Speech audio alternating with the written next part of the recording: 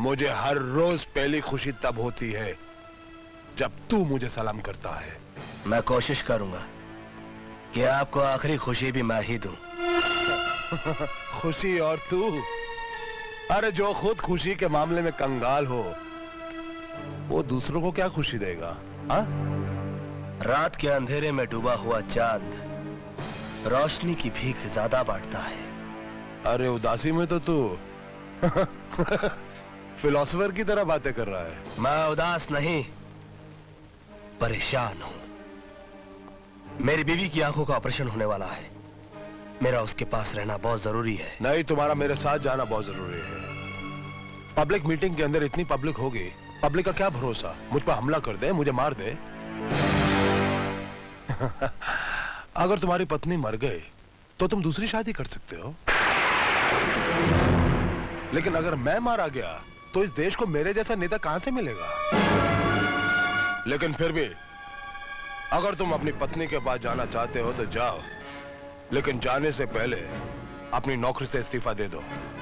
वक्त ने हमेशा मेरी कठिन परीक्षा ली है और कठिन परीक्षा में पास हो जाना मेरी बुरी आदत है।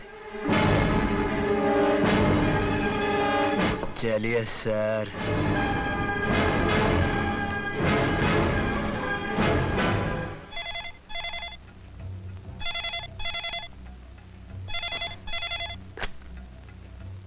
बाबूजान, मैं आदर्श वर्धन बोल रहा हूं। सिद्धांत को मैं अपने साथ मीटिंग में ले जा रहा हूं। उधर उसकी बीवी की आंखों का ऑपरेशन हो रहा है। अच्छा मौका है, उसकी आंखों की रोशनी के साथ साथ उसकी जिंदगी की भी रोशनी बुझा दो।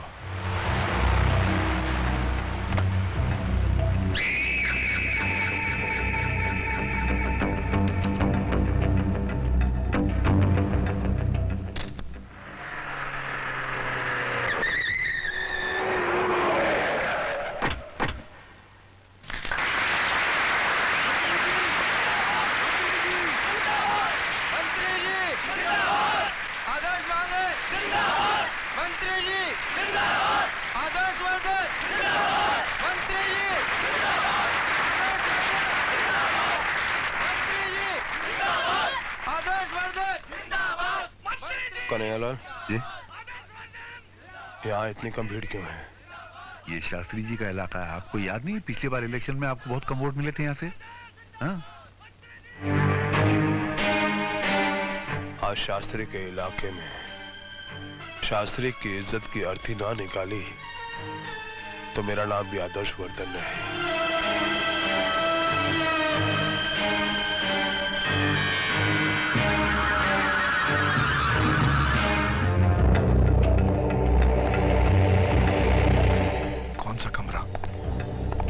नंबर 14 में।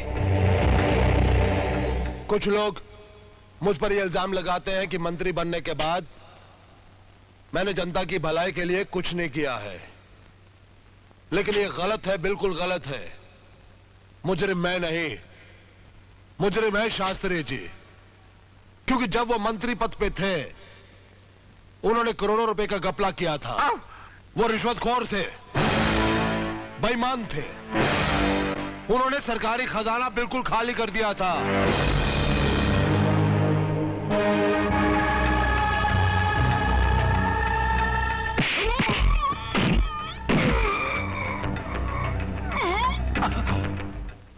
इंस्पेक्टर सिद्धांत। सर,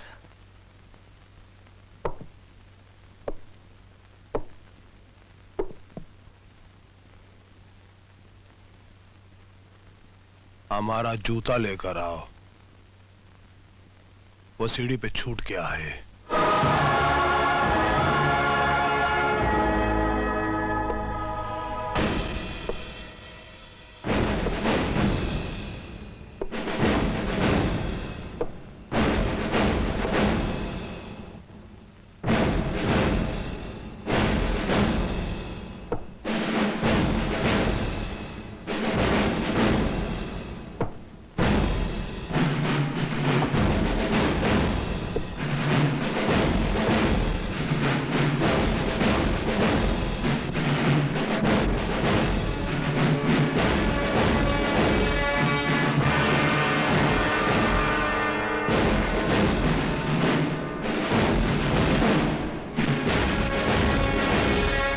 बुरा तो नहीं लग रहा है ना? बुरा तो नहीं लग रहा है ना? बुरा तो नहीं लग रहा है ना?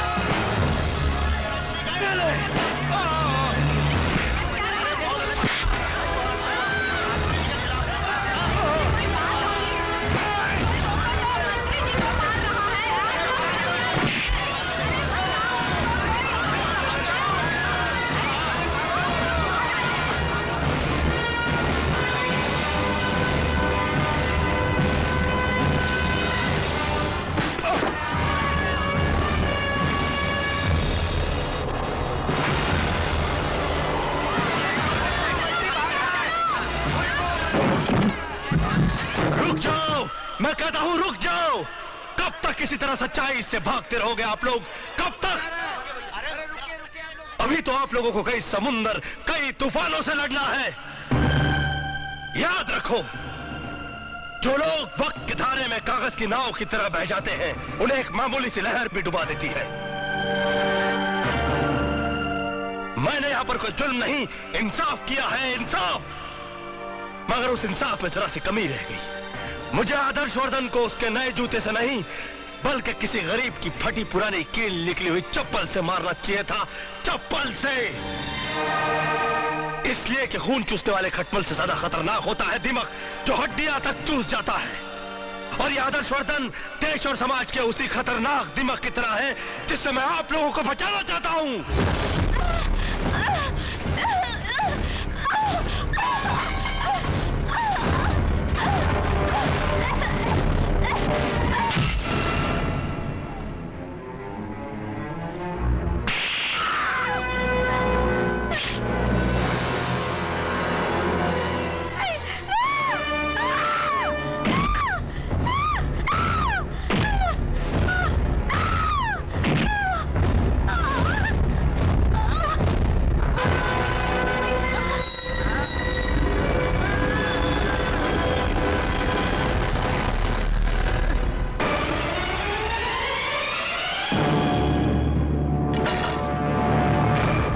आदर्शवर्धन जैसे नेता ने सिर्फ स्टेज पर नहीं बल्कि सारे देश में आग लगा रखी है।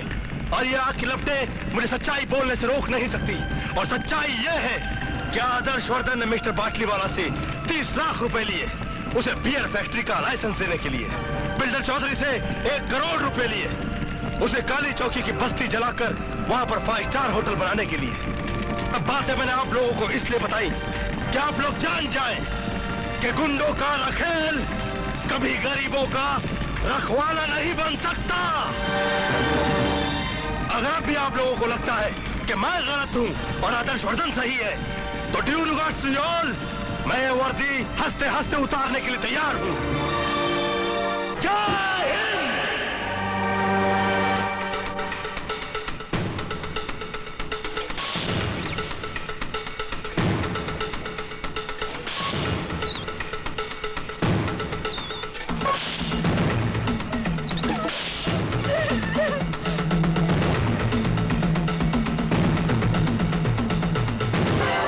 पूजा, क्या हुआ पूजा?